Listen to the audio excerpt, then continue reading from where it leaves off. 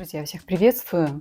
Конец месяца, время планировать следующий. Но я поняла, что так увлеклась в последнее время марафонами и клубами, которые создавала, что растеряла баланс и гармонию. И прежде чем что-то планировать на следующий месяц, надо вообще понять, где я баланс свой потеряла и на что нужно сделать упор в следующем месяце, чтобы снова войти в баланс. Буду рисовать колесо жизни, колесо жизненного баланса. Обычно это всегда делаю перед Новым годом, но сейчас крайняя необходимость, чтобы снова вернуться в свое ресурсное состояние. Покажу вам свою версию, как я рисую колесо. Это будет арт-техника. И кому интересно, берите карандаши, фломастеры, маркеры, ручки, листы, бумаги и пойдемте вместе со мной.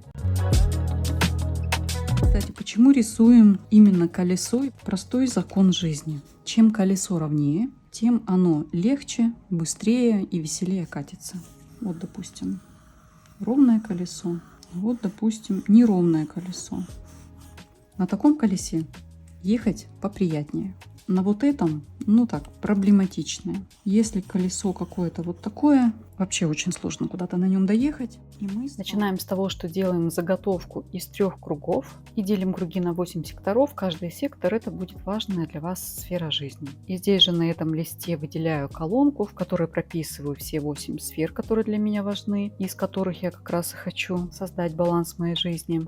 И для каждой из сфер прописываю критерии, по которым лично я понимаю, что здесь, в этой сфере, у меня порядок. Все, я довольна. И начинаю работать с каждым из секторов, то есть с каждой сферой. Для анализа здесь чисто интуитивно, по моим ощущениям, определяю, насколько я довольна этой сферой. И если весь сектор — это 100% и полное соответствие тем критериям, которые я выписала вправо в колонке, то я закрашиваю ту область, которая, по моему, опять же, внутреннему ощущению, соответствует текущему положению дел. То есть насколько эта сфера сейчас у меня развита. И в области между 2-м и 3-м кругом в виде кругов обозначаю то, что мне нужно сделать, чтобы довести эту сферу до максимума, и также прописываю то, что нужно делать, чтобы ее поддерживать на текущем уровне и не откатиться в уменьшение. И так прохожусь по каждому из секторов. Все действия, которые прописала в круги, переношу в свой ежедневник как план дальнейших действий. Причем в ежедневнике у меня это будет общий список, из которого я уже потом буду распределять эти действия по месяцам, неделям и дням.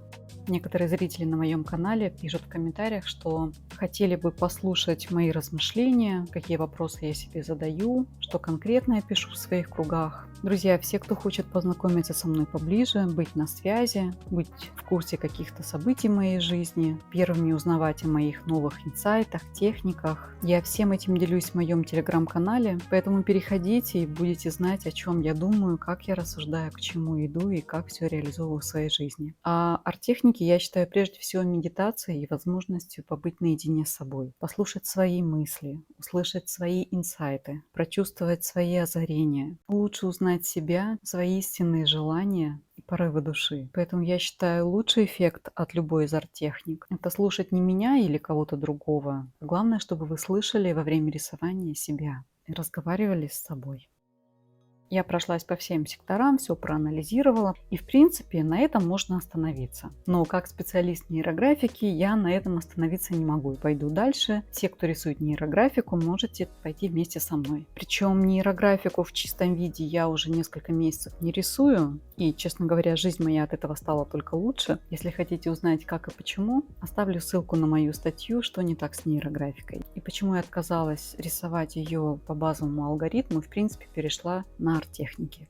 Чтобы побольше побыть в рисунке, посмаковать каждую деталь, повизуализировать, попредставлять, разложить на мелкие детали и подэтапы каждый из кругов, я провожу линии. Кто рисует нейрографику, вы проводите нейролинии, я провожу свои линии эмоций. Провожу так, чтобы пройтись и зацепить каждый из кругов на рисунке. И все линии идут у меня от «я» к периферии. Следующий этап — это скругление.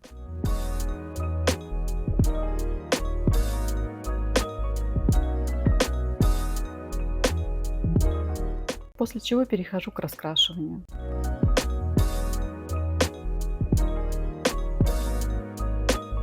И мой рисунок готов. Теперь наглядно видно, что не так с моим балансом, какие сферы можно просто поддерживать, а каким нужно больше уделить внимание и совершить те действия, которые я нарисовала в виде кругов и расписала, что они значат. Перед Новым годом, перед тем, как составлять план моих желаний, мечт, всех хотелок на следующий год, еще раз нарисую колесо баланса. Возможно, запланирую прямой эфир и сможем порисовать все вместе. Поэтому обязательно подписывайтесь, чтобы не пропускать новые видео, прямые трансляции, которые планирую делать в будущем. Буду рада, если поделитесь своими инсайтами и рисунками. Ссылку, где это можно сделать, в моей группе Telegram, оставлю в описании. Спасибо, что досмотрели до конца и поддерживайте мой канал. Всем пока-пока и увидимся в моих новых видео. You can try to